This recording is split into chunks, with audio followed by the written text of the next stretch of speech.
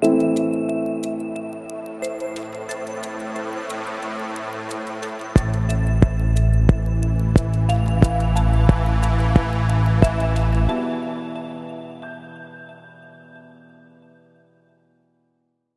back once again to another episode of Broker's Playbook. Today, I have the unique pleasure of having one of my very close friends on the show. And he is one of the youngest superstars across the entire Remax network globally. I have Ron Sally from Remax Millennium, a guy who started in the business years ago, broker owner by 25, and now he just hit his big 30. Welcome to the show, Mr. Ron Sally. Thank you for having me, man. Mr. Remax Millennium. Oh, thank you so much. Your brokerage is very, very well known as a pioneer in the industry. What I wanted to do today is, from the over 60 or 70 episodes that we've done for Broker's Playbook, we've become a resource to agents to kind of know where things are at, what's going on, where to get help, how to do all these things. I've never touched on the broker owner. And what I want to bring today is, we've talked about teams a lot. Like, when do you know you want to start a team? What's the right team model? Well, what about starting a brokerage? We're not talking about that. The teams went on a crazy ride up. So most agents aren't even considering what life could be like on being a broker owner. Welcome to the show. Start anywhere, my man. Look, first off, you made a very incredible point. Anytime someone has ever gotten their license, they've had a thought in their mind or in their brain where they wanted to have their own brokerage. Just like that, I had that little bit of bug inside me where I said, one day I want to have my own operations.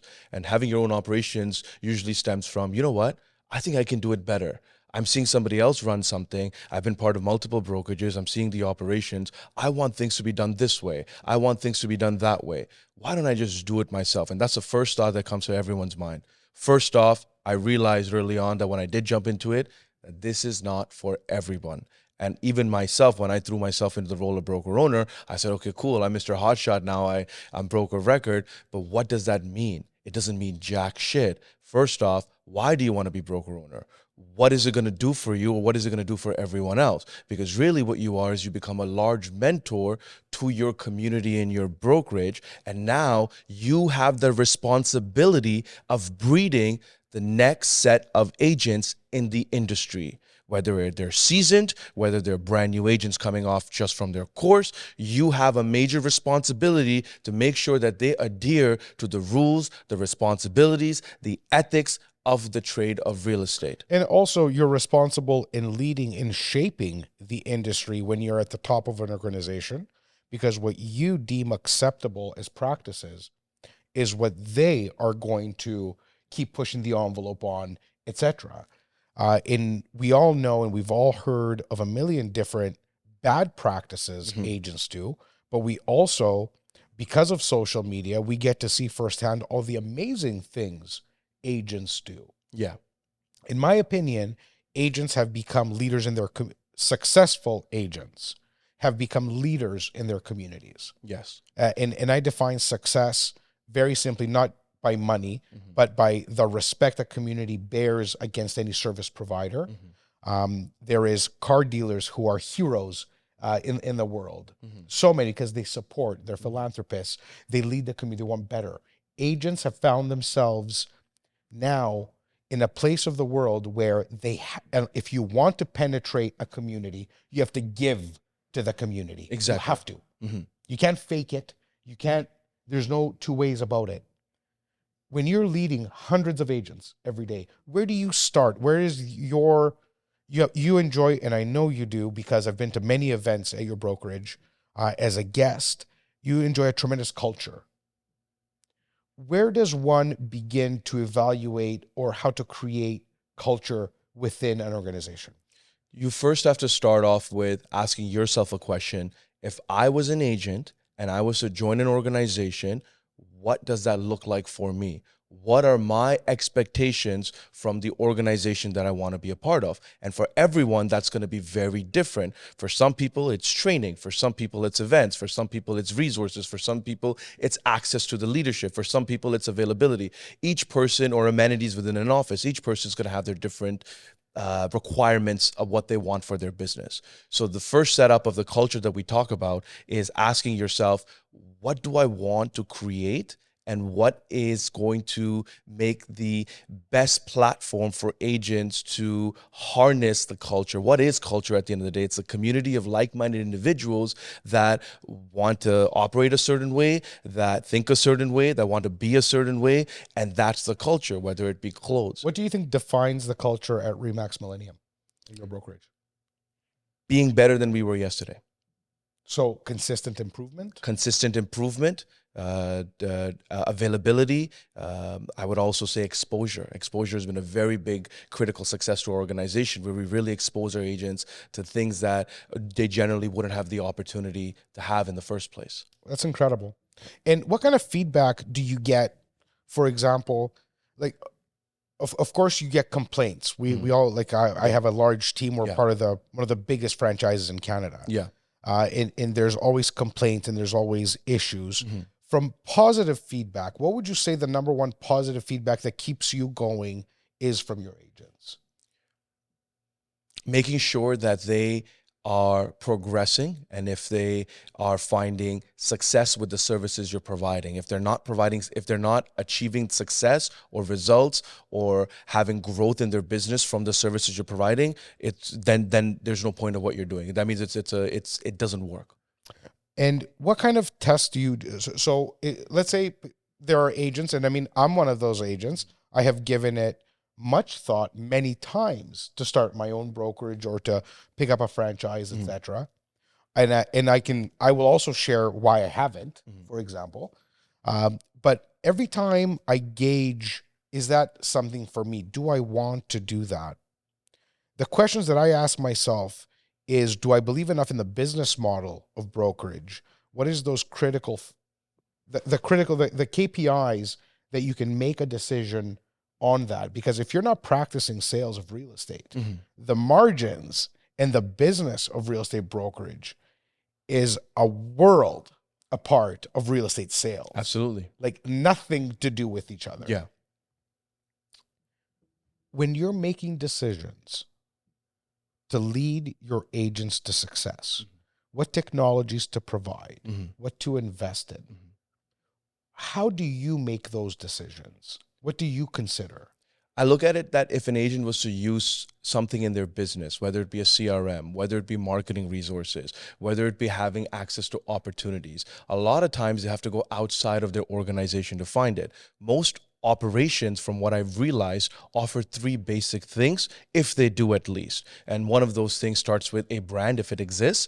Number two, support. How do you really truly define support in the first place? Is support availability, support resources, or support having three girls sit in the front and pick up phone calls? How do you, or having a few tables and chairs within an office, how do you generally, explain what that support looks like? It could have many meanings. And the third is training. Every operation says, oh, we do trainings, we give you support, and we have a brand, and we have X amount of location, X amount of agents. Okay, cool, fantastic. That's great for the brokerage. What does that do for the agent? So the biggest question to ask is, what is your brokerage doing for you? So you use adaptation. So if you're going to invest in new technology, the first thing you consider is how many will use it and why. Exactly. And is it actually going to be helpful? Is it just some BS stuff that people just put into place and here you go, here, use this. The newest trend. The newest trend or the newest thing. Is it actually, what are actually people utilizing in their business and what do they need the most? All the time we're looking at the new shiny objects. What about going back to the basics to see this is what people actually need and how can we make that process a little bit faster? How can we make it a little bit better? Well, one of the best things, I remember last year we were sitting down masterminding and what are you doing, what are we doing, etc. Which that's a quick tip to all our entire audience. If you're not meeting with your colleagues and masterminding on what they're doing and sharing what you're doing, you're going to be dead in the water because you need to know, you need to rub off on each other. You need to advise and counsel each other. Yeah. So, and I remember you had developed a platform a tech platform proprietary to your office Yes. that offered, instead of layering the whole office with $50 a month more in fees to access technology, you made a la carte options. So if you need this technology, you pay for it. If you don't need it, you don't, which you don't incur extra expenses. And therefore you don't have half the office sour at you for implementing charges and the other half saying, crying foul. I thought that was brilliant. How did that turn out? It turned out fantastic. And the greatest example I like to use for that, and anytime I sit down with somebody, I said, think of it like a 5-star hotel resort. Now, if you want room service, it's available. Will it come at an extra cost? Yes. But the second you need it, it's there versus it not being there. You want to play golf? Golf is available. It'll come at a separate cost. But if you don't need to play golf, you don't have to play golf. You have the general amenities, which are free, which you can use. The swimming pool, the gym, the space, you get a chance to enjoy. But all the extra stuff, even restaurants that you need to go to, as using the resort example, you can use it at a separate cost. So having said that, what we did was we created our model, which we said, what's important to have in a brokerage?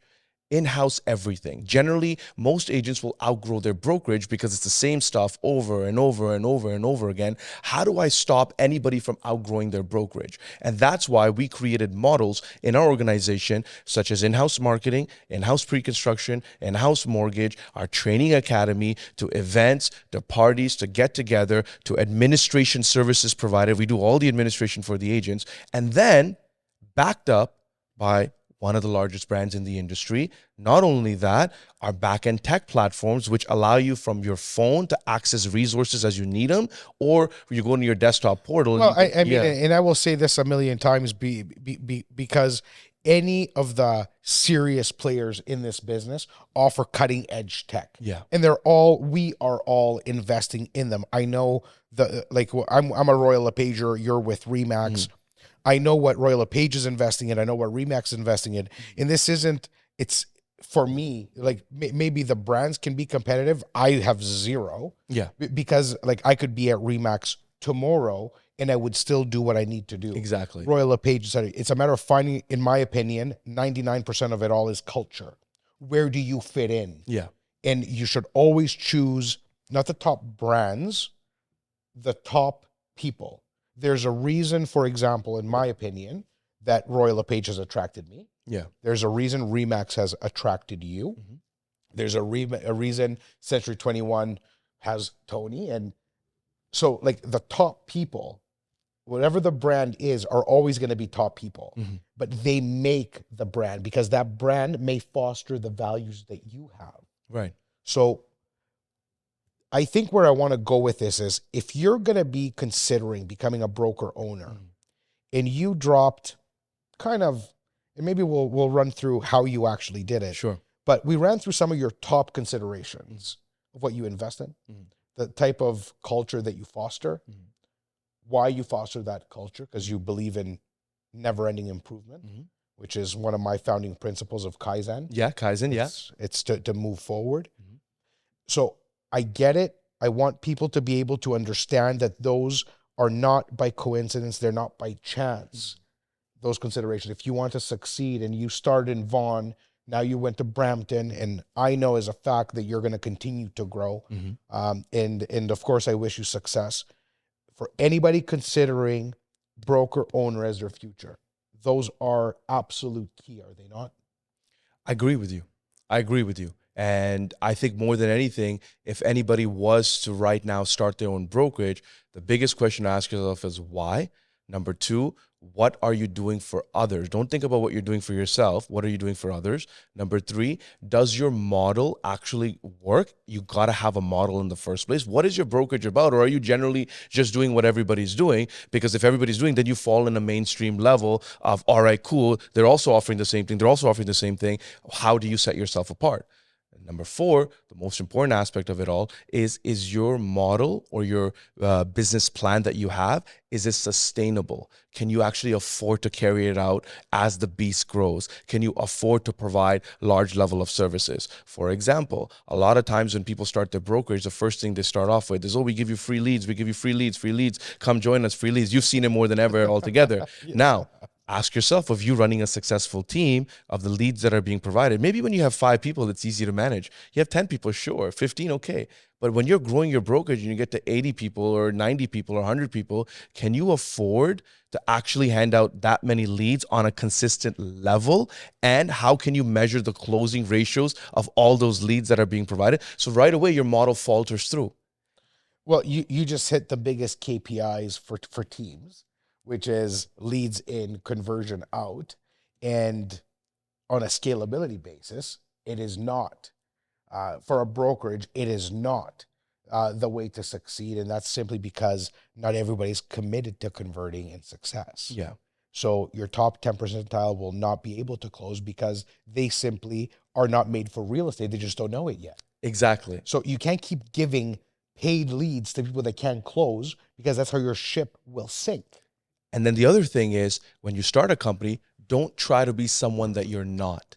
If you don't have it, you tell them that you don't have it, and this is a service that you don't offer, and it's because of that. I openly say to agents that this is a service that we don't offer because we don't operate that way. What you're looking for is more of a team setup. If you would like a team setup, we have teams within the office, or I know some great individuals like Simeon and the rec team that I think you should reach out to them and maybe see if you'd be a fit for their organization. Yep.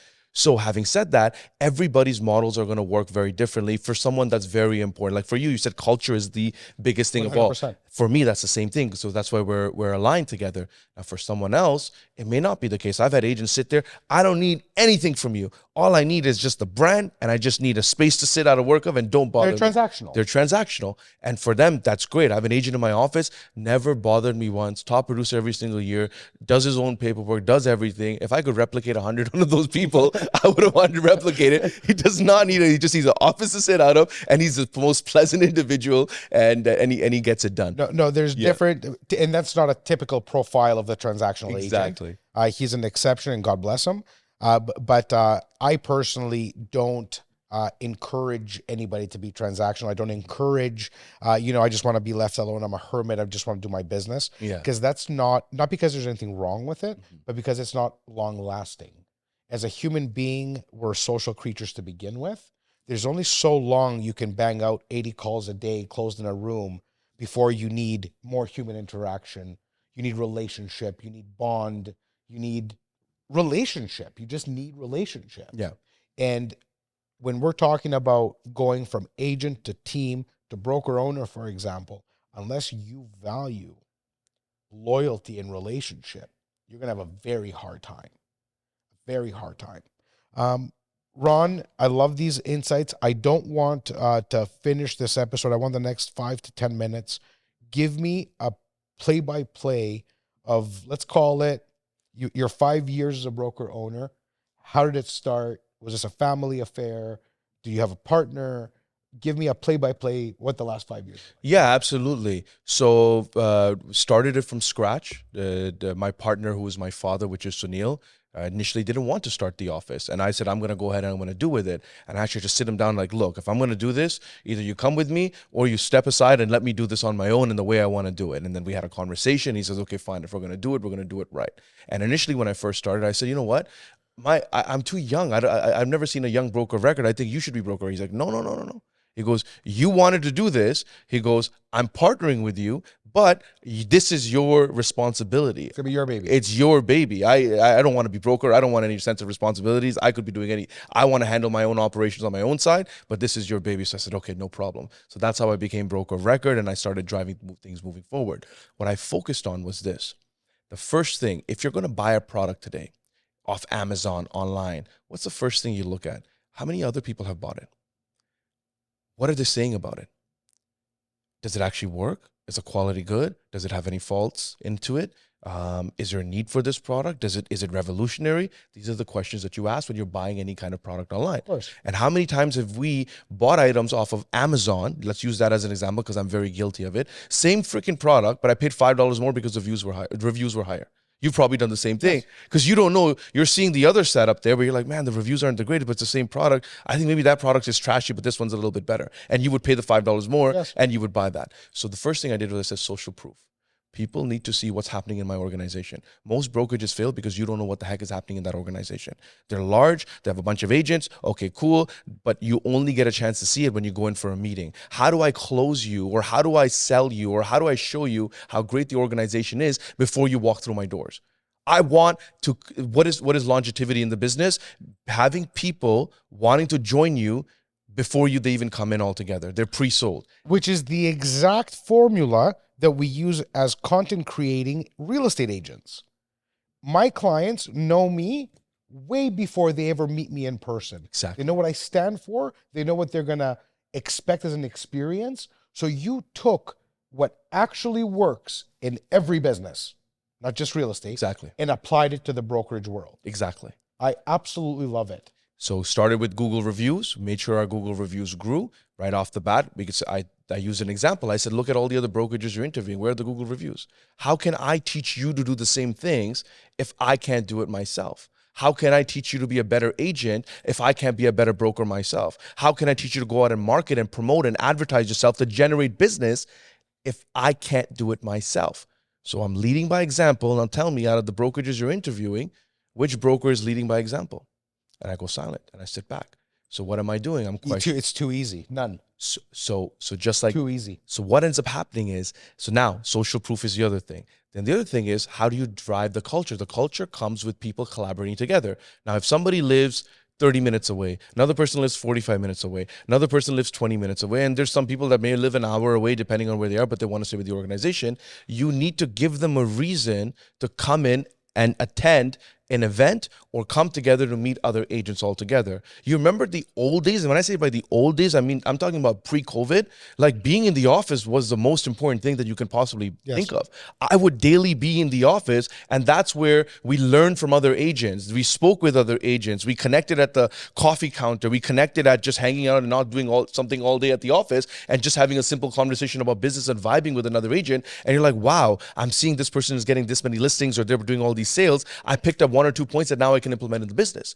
But then when COVID ended up happening, people had to operate from home, and the way the business models changed. But now it's coming back, where I'm seeing more and more agents now are coming into the office because it's very important. So social proof is one of the biggest things I've worked on as an organization. The second thing I asked myself as a leader, I do not want to be the general in the back.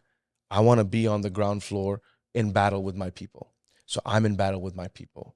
I don't make sales directly myself, but I help them close and convert transactions. I don't know how many other broker owners do that, but I'm in battle with them, fighting that same battle of being a better agent tomorrow. So I'm not, what happens over a period of time is broker owners, because they're not in the field, they lose touch of the field. They lose the touch of the problems that an agent is facing. Like, imagine having an agent going on so many listing appointments and not being able to close, and so frustrated.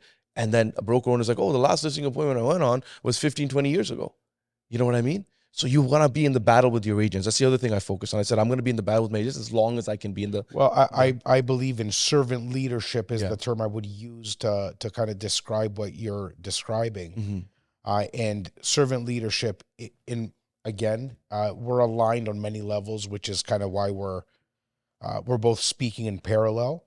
But it is important for anyone considering leading today, 2023, barking orders or telling people what to do is not effective. Yeah. Nobody cares about you telling them what to do. They don't want to be told what to do. They either want proof of what to do. Like, don't just talk about it. Show me. Show me your results. There's a million. Maybe the internet ruined it because there's so much fakeness out there. But as a leader, I know the only time I close people, meaning whether they join my team, join our brokerage, whether I sell real estate, is always when I am able to properly convey proof of exactly what you're talking about. So if you are the leader and your listing agent has not been able to convert 10 listings and you haven't sold real estate in 15 years, you got a problem. Either you need to bring him into a mentorship program, or whether you are so in touch with what's happening, you're not going to keep that agent. That agent needs value. It needs help now. Exactly. So you find yourself in the trenches, and this is something that you feel is giving you an edge. Absolutely. And the other big factor is the services that you provide as a brokerage level generally cannot be BS services. They have to solve a problem. And that problem of an agent is usually what? Time, money, resources, and opportunities. How can you create opportunities for the agent to do more transactions? How can you take time off their plate by handling back end? Maybe it's marketing, maybe it's administration, maybe it's other aspects of their business. What can you do to take that leverage off so they can focus on what? Servicing their clients in a greater way. And then the other big thing altogether is being available for them.